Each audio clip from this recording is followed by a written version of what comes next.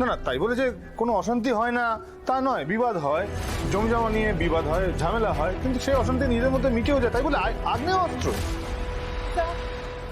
ওনাদের সবাইকে নিয়ে এসেছি, সবাই বাইরে বসে আছে। নিয়ে আসুন, জিজ্ঞাসাবাদ করতে হবে। Okay sir. স্যার স্যার কি হয়েছে একটু বলুন না, খুলে বলুন না। ডিউটি সমস্যার বাবু, ডিউটিটা তো করতেই হবে। আপনি সন্দেহ তালিকার বাইরে থাকলেও যারা সেদিন মিষ্টি নিয়ে যাচ্ছিলেন তারা তো কেউ সন্দেহের বাইরে নয়। এসব আপনি কি বলছেন কি স্যার? ওরা গ্রামের গৃহবধূ, ওরা কি করে এই সমস্ত কিছুর মধ্যে? হ্যাঁ স্যার, দেখুন, গৃহবধূ বলেই ওরা কোনো ক্রাইম করতে পারে না, এটা কোনো সলিড যুক্তি হতে পারে না। আর তাছাড়া ওদের আগেই নিয়ে আসার দরকার ছিল, আমাদের ব্যাকআপ ফোর্স ছিল না সেই জন্য। আর তাছাড়া গ্রামের লোকও বাধা দিচ্ছিল, তাই আনতে পারিনি। আচ্ছা, ওদের নিয়ে আসুন।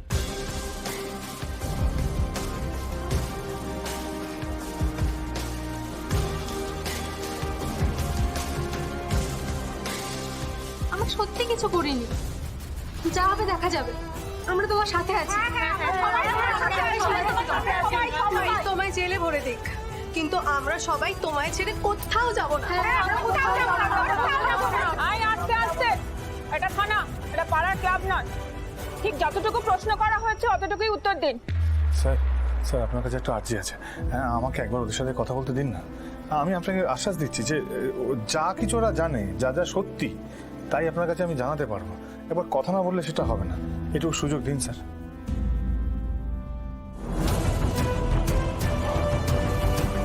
করিনি সোমদা, বিশ্বাস করো আমরা কিছু করিনি। বিশ্বাস করো করিনি। আচ্ছা আচ্ছা, শান্ত শান্ত হতো।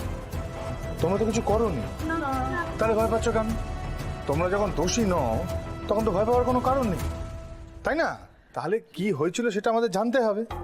দেখো, সমস্যা হচ্ছে ওনারা খোঁজ পেয়েছেন অন্য জায়গা থেকে, এই গ্রামের ভুবনপুরের বাড়ি থেকে অনেক অনেক আগ্নেয়াস্ত্র, বিভিন্ন ধরনের মারাত্মক অস্ত্র এই গ্রামে ঢুকেছে। সে নিয়ে ওনারা খুবই চিন্তিত, সেটাকে যাতে আটকানো যায় সেই ব্যবস্থা ওনারা করতে চাইছেন। ওই অস্ত্র যদি সাধারণ মানুষের হাতে পড়ে কত ক্ষতি হতে পারে বুঝতে পারছো? সেই জন্য তাহলে আমাদের কি করা উচিত? আমাদের একজোট হয়ে ওনাদেরকে সাহায্য করা উচিত, ঠিক কি না? হ্যাঁ, তাহলে তোমরা একে একে বলো সেদিনকে আসলে কি ঘটেছিল। বলো, সবাইকে বলো, সবাই শুনো। সেদিন পাজামাকে নিয়ে আমরা গাড়িতে মিষ্টিগুলো তুলছিলাম। হ্যাঁ, ওই তোমরা 6 জন ছিলে আর পাজামা ছিল। না না, আমরা 7 জন ছিলাম। 7 জন ছিলে? 7 জন কেন হবে? তোমরা 6 জন ছিলে আর পাজামা 1 জন ছিল, সব মিলিয়ে তো 7 জন হবার কথা। না না না, আমরা 7 জনই ছিলাম। তো তোমরা বলছো তোমরা 7 জন মহিলা ছিলে? সেটা তো অত বুঝতে পারিনি, কিন্তু আরো একজন আমাদের মধ্যে ছিল। আচ্ছা, আমরা ভাবলাম তুমিই পাঠিয়েছো। সে কি, এরকম তো হওয়ার কথা না।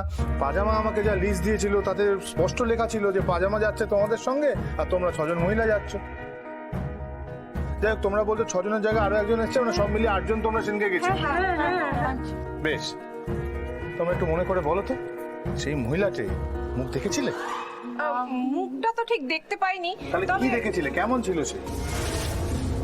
লাল রঙের তাঁতের শাড়ি পরা ছিল। হ্যাঁ, লাল শাড়ি? আচ্ছা, শাড়িটার পাড়টা কিরকম ছিল তোমাদের মনে আছে? লাল রঙের তাঁতের শাড়ি, তাতে সোনালি পাড় বসানো ছিল।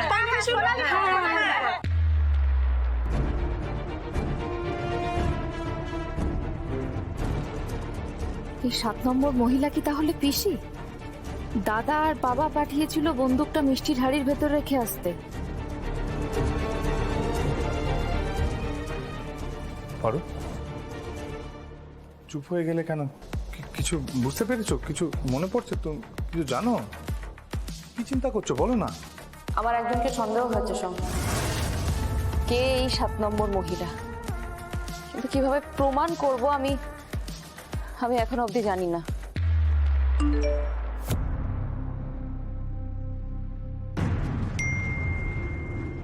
হ্যাঁ, সোহেল কি করেছে?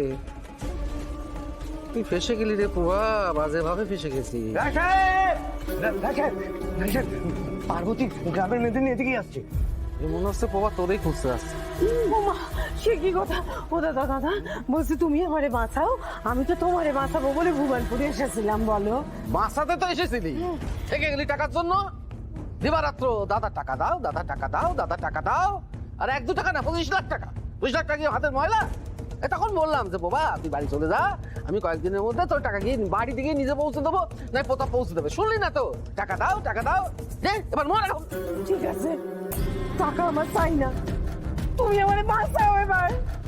ভাষা দিতে হবে, নিজের মন বলে কথা। হ্যাঁ, প্রতাপ, গিয়ে বড় সিন্ধুক খান খোল। ঠিক আছে। বাবা সিন্দুকটা খুলে কি হবে? আমি সে দিয়ে যাবো। এই! মাথা মোটা কথা কার? যা! কিসে ঢোকা? হ্যাঁ, যা! মানিয়ে নাও, চলে এসো, চলে এসো। পাপ ধুতে কোথায় যায়? গঙ্গায়, গঙ্গায় যায় শুনেছি। গঙ্গায়? ঠিক বলেছো। আর কোথায় যায়? আর আর কোথায় যাবে? এই গঙ্গায়, মন্দিরে, এই সমস্ত জায়গাতেই তো যায়। হ্যাঁ, মন্দির। আরো মন্দিরের ভেতরে গিয়ে খুঁজতে হবে, চল এসো। হ্যাঁ? মন্দিরের ভেতরে খুঁজবো? কি বলছো বলো তো? হ্যাঁ, আরে ওই যে বাচ্চা মেয়েটা, অনেকদিন পরে দেখা হলো ওর সঙ্গে। ও না কিছু বলে গেল, কি প্রদীপের তলায় অন্ধকার থাকে, যেখানে খোঁজে নেই সেখানে খোঁজো। সত্যি তো, আমি সব জায়গায় খুঁজেছি, এখন তো মন্দিরেই খুঁজে।